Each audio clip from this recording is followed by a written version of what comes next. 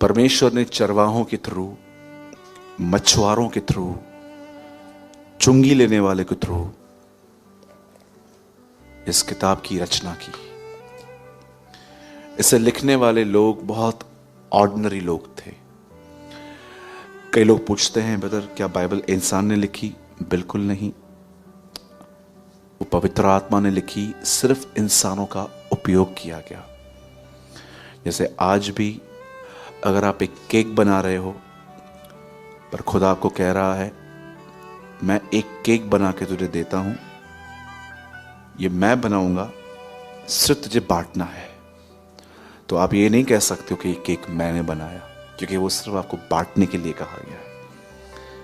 वैसे ही परमेश्वर ने हमारे बीच में एक किताब रखी जिसका नाम है पवित्र शास्त्र बाइबल। जो चीजें आप उसमें पढ़ते हो, मैं नहीं कहता हूं कि सब ऐसे हैं, पर मोस्ट ऑफ पीपल, आप सब जानते हैं, वो उसमें मिक्सिंग करके बताते हैं। अगर आप में से कोई बाइबल का अध्ययन नहीं करता, अध्ययन एक सीरियस सिंसियर स्टडी जो नहीं करता, जो सत्य नहीं जानता, वो झूठ का कैसे पता लगा सकता है? नहीं लगा सकता। वैसे ही मैं आपको कहना चाहता हूं, आज आपके सामने कुछ चीजें हैं, जैसे कि अगर आप किसी से पूछो, ब्रदर आप प्रभु में ब्लेस्ड हो, तो ये आपको कैसे पता चला है? तो वो कहेंगे मैंने 0 से बिजनेस स्टार्ट किया था और परमेश्वर ने आज मुझे 100 तक पहुंचाया है। अच्छी बात है। ब्रदर आपको ब्लेसिंग, आपके लिए ब्लेसिंग क्या है?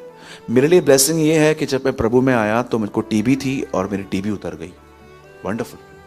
ब्रदर आपके लिए ब्लेसिंग क्या है? ब्रदर मैं 3 साल से जॉबलेस था, मेरे पास नौकरी नहीं थी, और जैसे मैंने यीशु को जाना मुझे नौकरी मिल गई।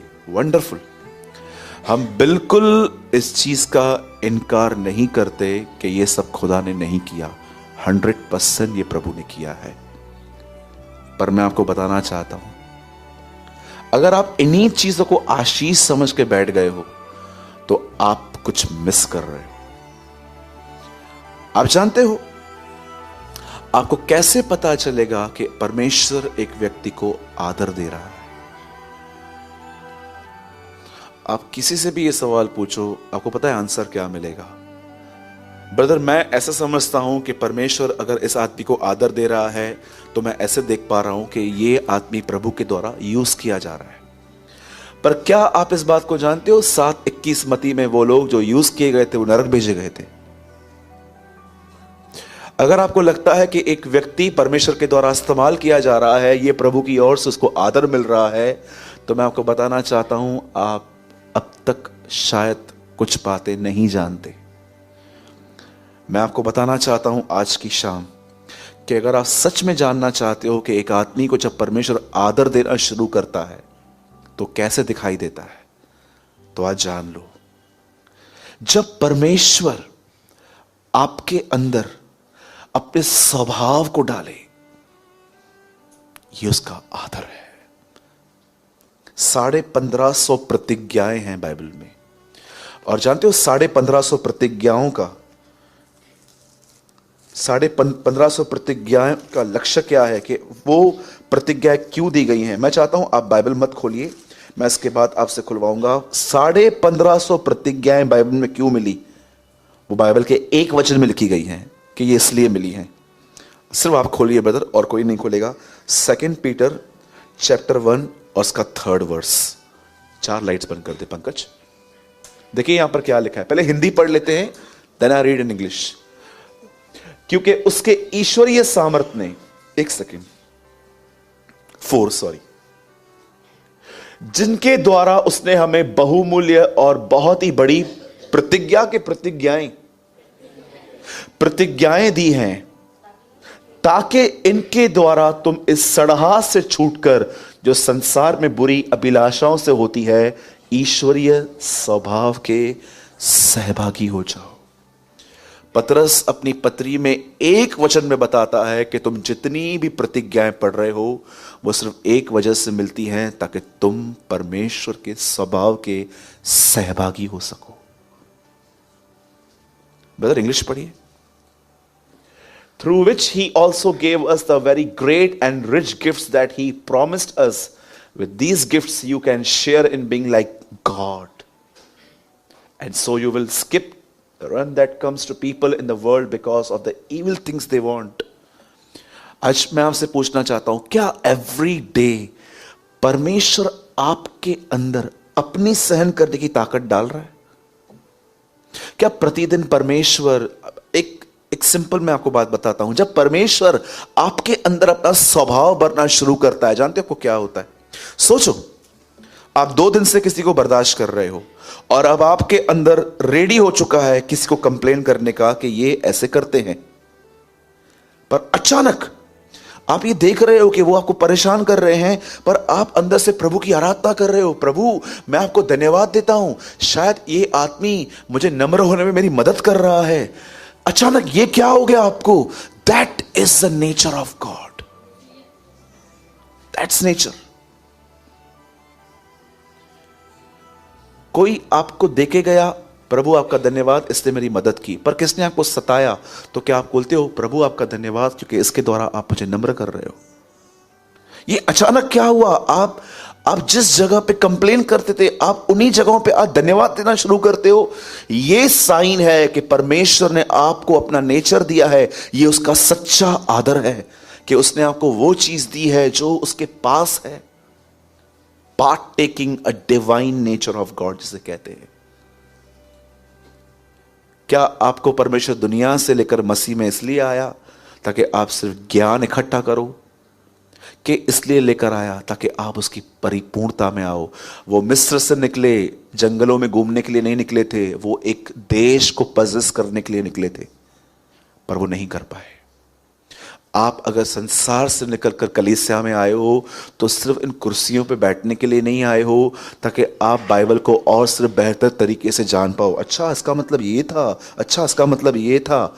एथेनेस के लोगों के लिए लिखा गया है, वो नई नई बातों को सुनने में सारा दिन गुजारते थे।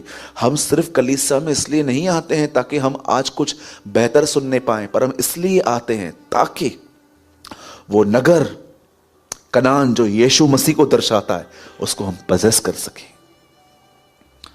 कई लोग सोचते हैं अनंत जीवन मरने के बाद है, बिल्कुल, लेकिन कितने लोगों ने यह पढ़ा है? पौलुस कहता है तिमुथियुस को, अनंत जीवन को धर ले। इंग्लिश में लिखा है होल्ड एटर्नल लाइफ। पौलुस क्या बोल रहा है तू? वो तो मरने के बाद जिंदगी है ना, मैं पृथ्वी पे उसको कैसे पजेस कर सकता हूं? बिल्कुल तू कर सकता है। अनंत जीवन क्या है? 17:3 यूहन्ना में लिखा है, परमेश्वर को जानना अनंत जीवन है। पौलुस तिमुथियुस से कह रहा है उसे जान, क्योंकि जैसे तू उसको जानेगा वैसे तू उसकी तरह बनता जाएगा। आपकी वेल्थ बहुत अच्छी है, आपकी हेल्थ बहुत अच्छी है, आपके पास खुदा ने कुछ दिया है, आप रखिए, पर ऐसा तो नहीं है कि इन चीजों की वजह से आप अपने माइंड में इतने बिजी हो गए हो कि आप इन पर्पस को भूल गए हो। वो कहता है हमें परमेश्वर ने प्रतिज्ञाएं दी हैं ताकि हम संसार की अभिलाषाएं, आप देखो बॉडी में कितनी अभिलाषाएं हैं। वो कहता है ताकि तुम आदम से निकलकर मसीह में आ सको। क्या हर दिन खुदा अपना कैरेक्टर, अपना स्वभाव आपको दे रहा है? यीशु मसीह एक छड़ी ले, रिले रेस, ओलंपिक में गेम होती है रिले रेस, उसमें एक लड़का रॉड लेके दौड़ता है, वो दौड़ के किसी और को देता है, वो किसी और को देता है और एक चक्कर पूरा होता है। आप सोचो अगर वो रॉड बाजू में रख दी जाए तो आप कितना भी भागो आप विजय नहीं हो सकते हो। उस रॉड की, यीशु एक रॉड लेकर आया था अपने साथ और वो था उसके पिता का स्वभाव। वो उसने पतरस और याकूब को दिया, वहां से पौलुस के पास पहुंचा, पौलुस के पास तिमुथियुस के पास पहुंचा। क्या वो आप तक पहुंचा है? मैं हमेशा कहता हूं वह लोग जिनका लक्ष्य यीशु की तरह बनना नहीं है, वो हमेशा प्रभु के नाम को अनादर में ले आएंगे। क्या, मुझे बताइए क्या प्रॉब्लम था उन लोगों में जिन्होंने न्याय के दिन प्रभु को ये, वो क्या कहते हैं, यीशु हमने किसी और नाम से नहीं, हमने आपके नाम से किए हैं, हमने आपके नाम से दुष्ट आत्माएं निकाली, बीमारों को स्वस्थ किया, भविष्यवाणियां की। प्रभु लोगों को पता नहीं क्या क्या बताया, हम लोगों ने उनकी लाइफ बता दी, और खुदा उनको कहता है मैं तुम्हें नहीं जानता। लिखा है डिपार्ट फ्रॉम मी, निकलो। आप सोचो, जब प्रभु कहता है यहां से निकलो, उसका मतलब क्या है? इधर से निकलो मतलब नरक में जाओ।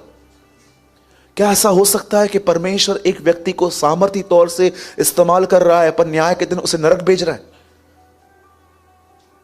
किसी की मिनिस्ट्री बड़ी होना, कोई सेवकाई में इस्तेमाल किया जा रहा है, क्योंकि आप और मैं, आप भी जानते हो, मैं भी जानता हूं, हमने टीवी देखना आज तक बंद नहीं किया है। हम सिर्फ बड़ी टीवी से छोटी टीवी में आ गए, मोबाइल में।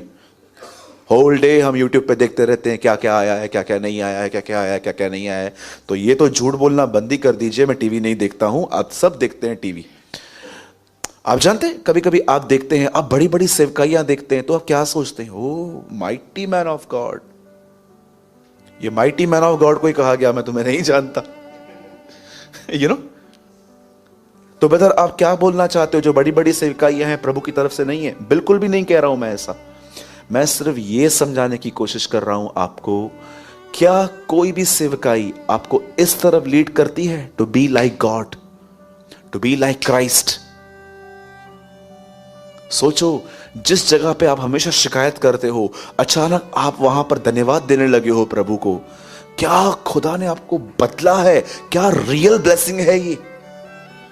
एक समय था कि आपकी मां जब आपको 9 बजे उठाती थी तो आप उठ के चिल्लाते थे, इतना जल्दी क्यों उठाती है मुझे? लेकिन अचानक आपने अपनी मां के साथ रवैया ही बदल दिया है। आप उठ के बैठ जाते हो और मां कहते हो कोई बात नहीं मां, मैं उठ जाता हूं। कभी कभी आपकी मां आपको कॉल करके बोलती थी जल्दी घर पे आ, और आप उसकी बात को हल्का लेते थे, पर अब आप टाइम पे पहुंच जाते हो। क्या बदलाव है?